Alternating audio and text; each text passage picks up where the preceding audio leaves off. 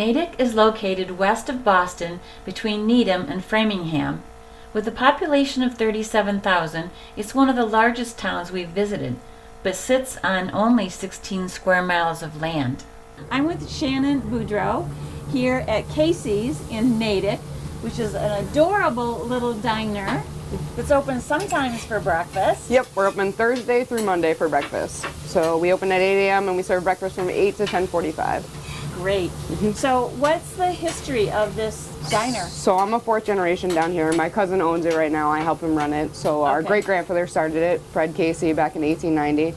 He originally ran it out of, if you look at the photos on the wall, there's a horse-drawn one. That was the original one. He had that one until about 1922 when we got this building. This building was originally in the center of Natick, and they actually moved to here in 1976, and we reopened in 1977. It's been passed down father to son 4 generations. So amazing. Yep. Okay, and so what are you famous for? We're most famous for our hot dogs, actually. Okay. So our hot dogs, we steam our rolls in this copper steamer that's original to the business. So it goes back to about 1890. The hot dogs are boiled in the pot that also is pretty much original, 1890. Everything in here is almost original to the business, to either 1922 or 1890 when the business started. If it ain't broke, don't fix it, right? Exactly, exactly. I love it. So those are your famous, and you steam them. We steam the rolls and boil the dogs. And then boil the dogs. And the most famous one is an all-around, which has mustard, relish, and onion on it. And that's it? That's it. It's just a plain, simple dog, and they're great. People come from everywhere for them. Everywhere. That is crazy. And what else do you have? So kind of American So menu? The other thing, our coffee is brewed in the coffee urn that is original to the building, 1922. Oh my gosh. gosh. Every morning is brewed in this, which is pretty cool. And it's pretty fantastic. Wow. How many cups does that make? So it's 5 gallons. We don't make 5 gallons every day, but the capacity is 5 gallons. Oh, but you must go through a lot of coffee. We do. I'd say next to our most popular thing from our hot dog would be our burgers. They're grilled up on the cast iron grill that's about 80 years old. It's very well seasoned. Okay, wow, I guess. So before we had the cast iron grill, they would cook on frying pans. So underneath there's 2 cooking surfaces. It's pretty cool where they put the frying pans on. So okay. It's pretty cool.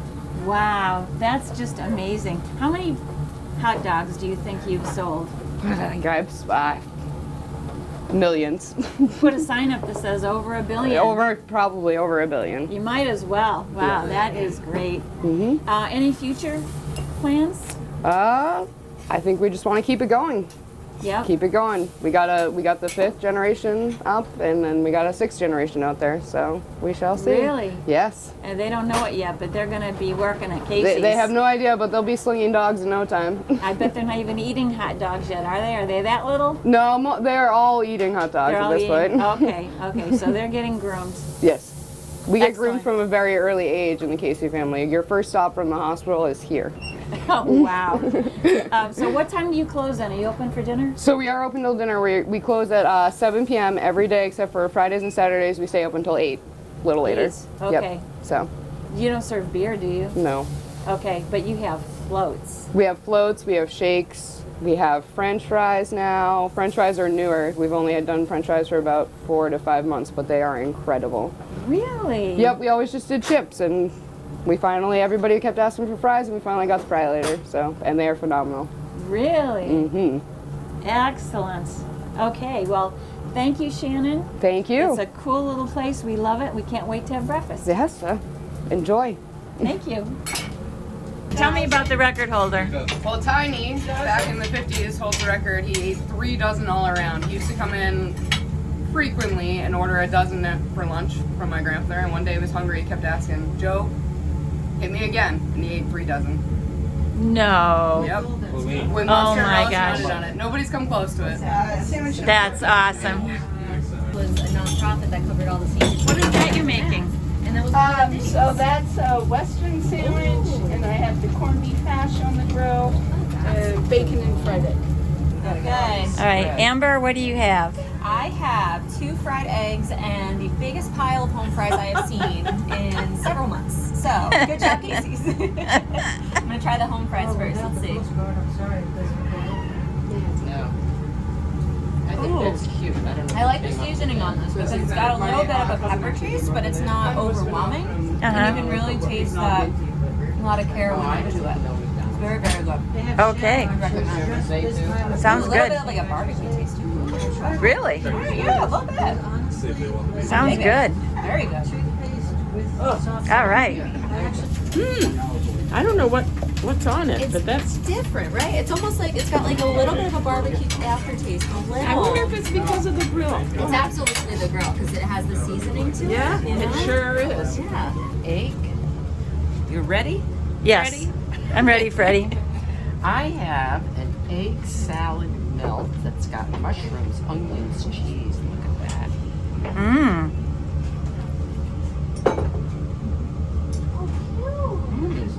It's huh. Very good. Christmas present. Beth, what do you got there? I have their French cinnamon French toast. It looks the bread looks nice and fluffy.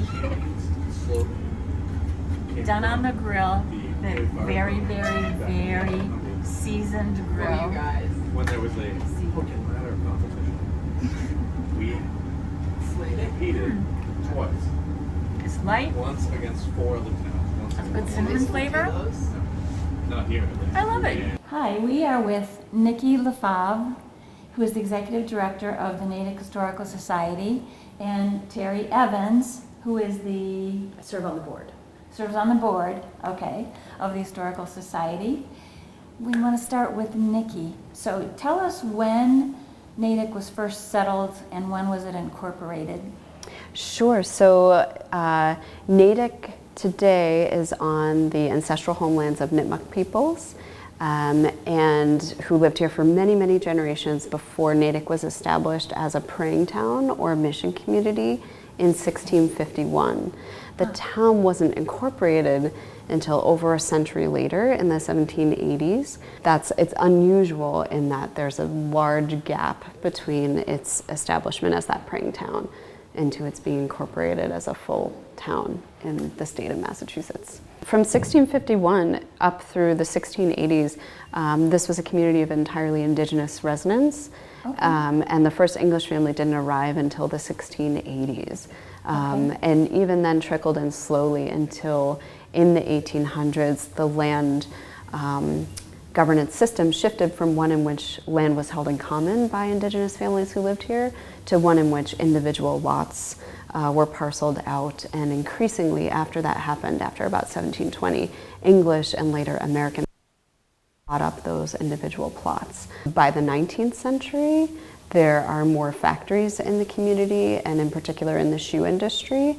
It really takes hold in the 1830s here in Natick and then matures over the course of that century. It's one of the things that is fascinating to me that the earliest Board of Selectmen in Natick was all indigenous. The highway surveyor was indigenous. And that's really the important thing to understand is up until 1719 when land was divided and then could be sold off. It was almost exclusively, with just a few specific exceptions, kind of governed, managed, and lived in by Native people. There are still indigenous people, including Natick Nipmuc, living here. The river made this place right here in South Natick one of great spiritual meeting, but also sustenance. And so this is really the kernel, this area of Natick's sort of blossoming, frankly, before 1651 when the town was established, but also afterwards. And the center of Natick becomes more densely populated and more politically important later on, not because of the river, but because of the railroad. In around 1810, what we now know today as Route 9, running east and west across Massachusetts, was the Boston and Worcester Turnpike. That was the path that was laid out from where Brookline meets Boston all the way out to Worcester. And that it was a private venture. They collected tolls, and one of the things they didn't want was any competition. So in the late 1820s, early 1830s, when noise was being made about this newfangled thing called railroad, they wanted it nowhere near what was then the Worcester Turnpike. And so they ended up siting it about a mile and a half, 2 miles south, where it runs today, and it's now the Boston and Albany. The same happened in Natick and in Framingham, which is the center of town and the center of industry and the center of kind of what thrived, moved with it. For the shoe industry, what it meant was that it suddenly opened up national markets. So this little kind of carpet, you know, the 10-footers that they individually made shoes in, suddenly blossomed into factories because they could do mass production and meet mass markets around the country. Amazing. Yeah. Now, how long were the shoe industries here? And what happened with that? That's a great question. So it begins as a cottage industry in the early 19th century, really blossoms in the late 19th century with larger factories, no longer cottage 10-footers in people's backyards with single artisans, you know, making their shoes. Larger factories by the end of the century. And into the 20th century, there's still significant shoe production in Natick. Did you go anywhere near the baseball factory? Anybody point Yes. out the... Okay, Yes. so across the street from the baseball factory was a block-long, 4-story shoe factory called Pratt and Reed, and they cranked out hundreds of thousands of pairs of shoes a year. Wow. And there was the railroad right next door to it. Wow. But it was a significant part, along with what Lynn and Brockton. It was one of the leading shoe kind of manufacturing facilities until you started seeing markets and manufacturing shift elsewhere. And then Natick became known as a flower town. There were lots of nurseries and greenhouses in Natick in the middle of the 20th century. I think of Natick more as a bedroom community for Boston, where a lot of people commute into Boston. Is that right or no? It was a town before it was a suburb, and I think that's what's really important in its identity. We've had 2 great fires in Natick. One in South Natick in 1872 that I will say destroyed the nascent collections of the Natick Historical Society. And then one in January of 1874, right in the heart of Main Street. And it burned everything for several blocks, north and south, and also some of Washington Street that adjoins it. Wow. What you saw was the whole center then rebuilt at the same time, and so we have still remaining the distinction of having the only main street in eastern Massachusetts that is substantially Victorian in architecture, because the fire gutted everything and everything got built back at the same time. Built right after that fire. Yeah. Do they know how the fire was caused, or? It started in a shoe factory. But you know, today I think a lot of people who aren't so familiar with Natick, when they hear about it, they think of the mall.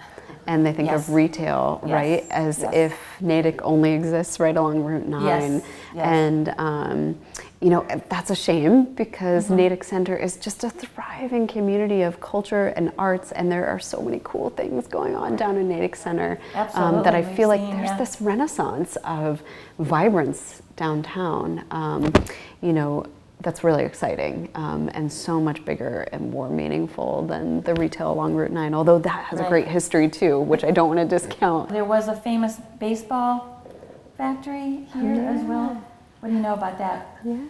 There is still the building of the baseball factory, the first baseball factory in the United States and therefore the world, because nobody else was playing baseball at the time, established in the 1850s by Harrison Harwood.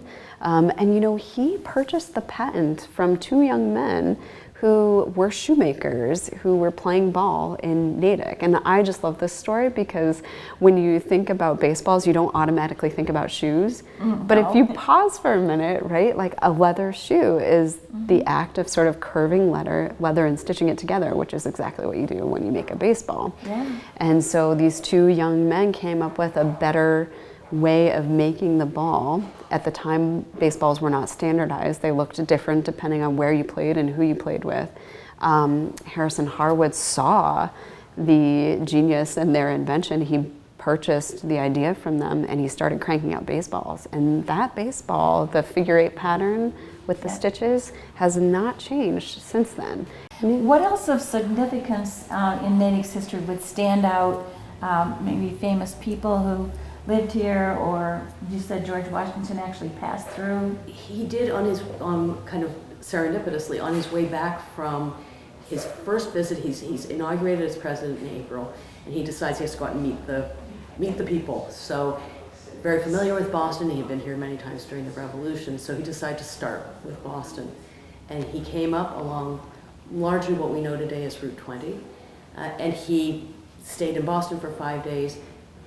Because of bad weather that prevented him going back via the Hudson River Valley, he came down what we know today as Route 16. And so in November of that year, he came past.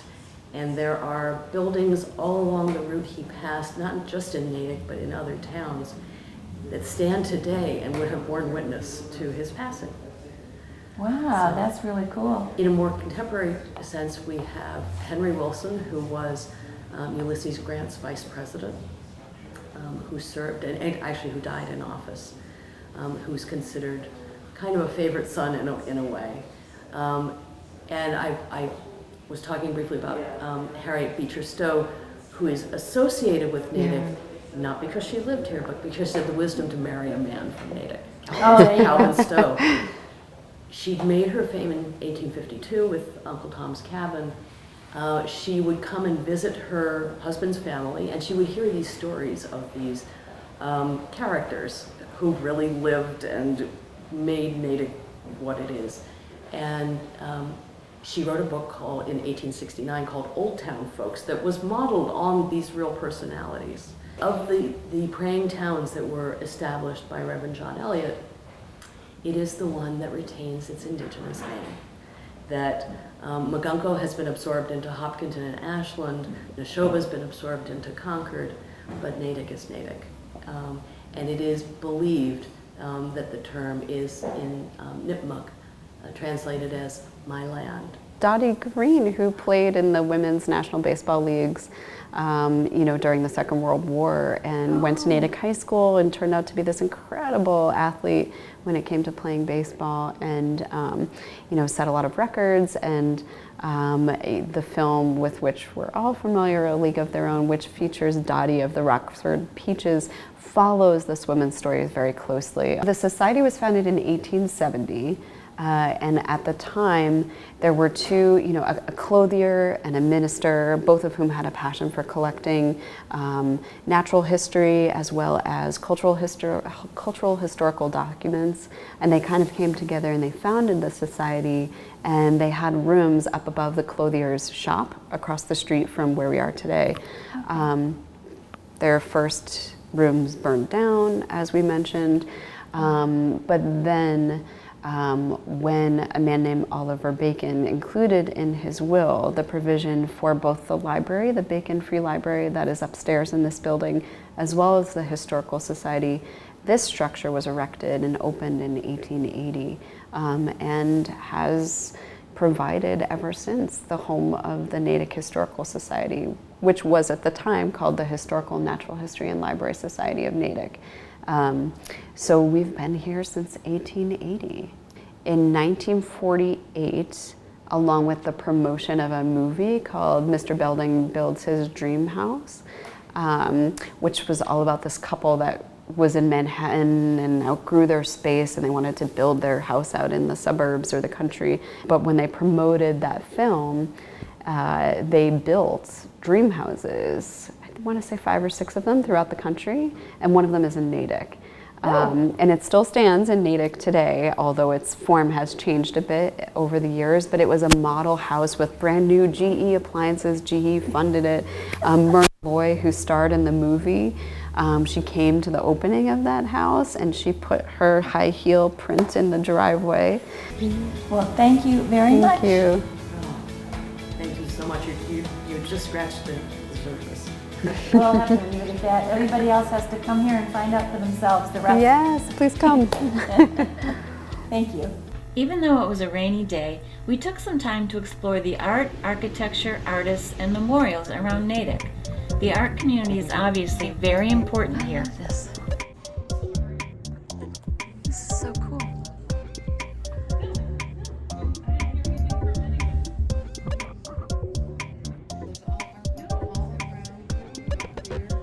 Yeah.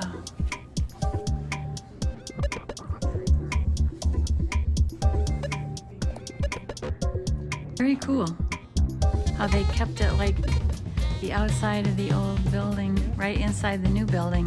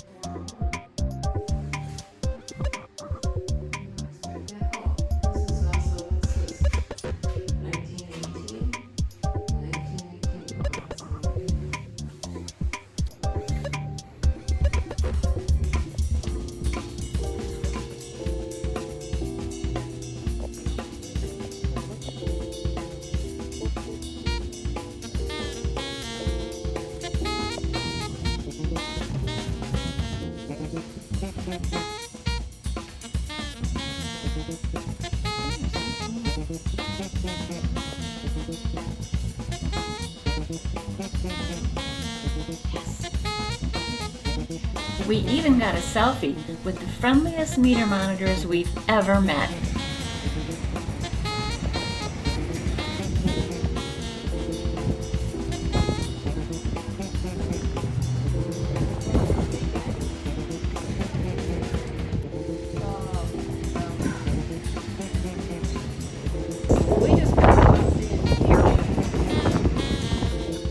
What?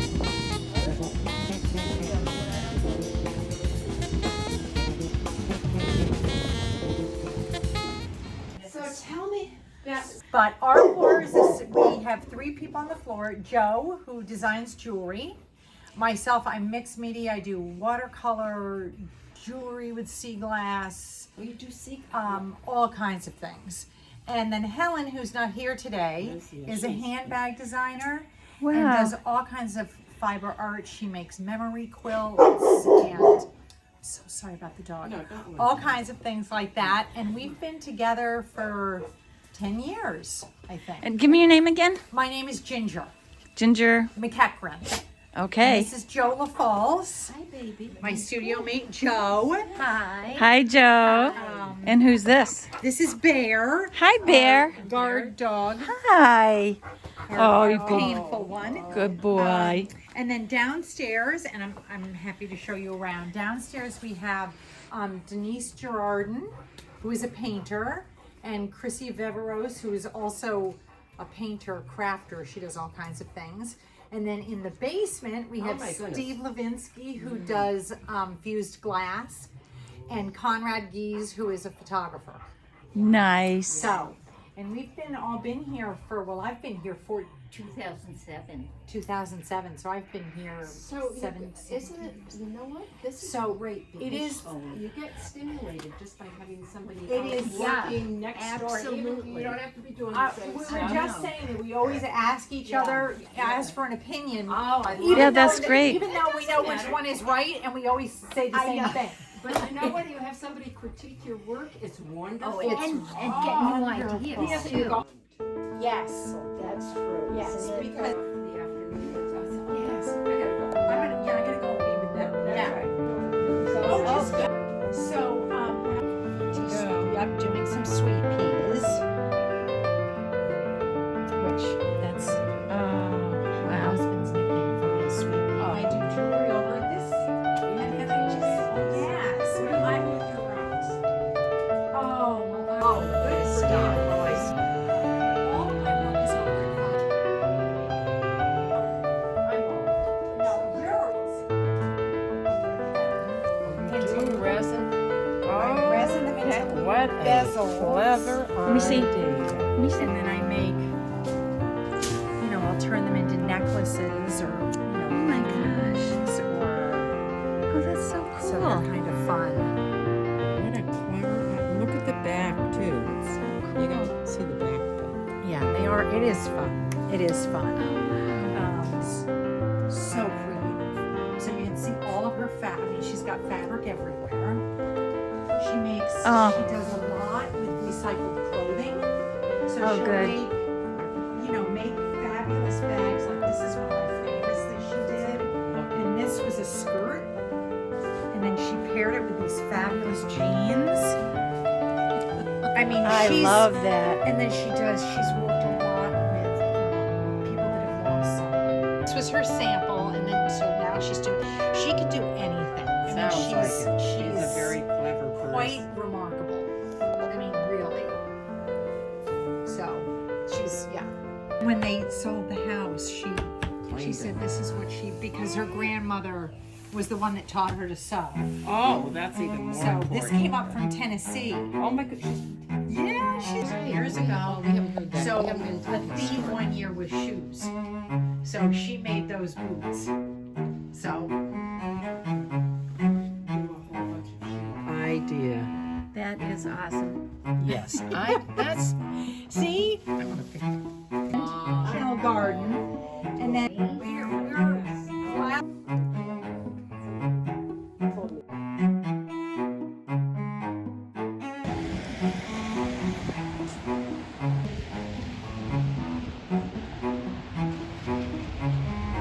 Cool.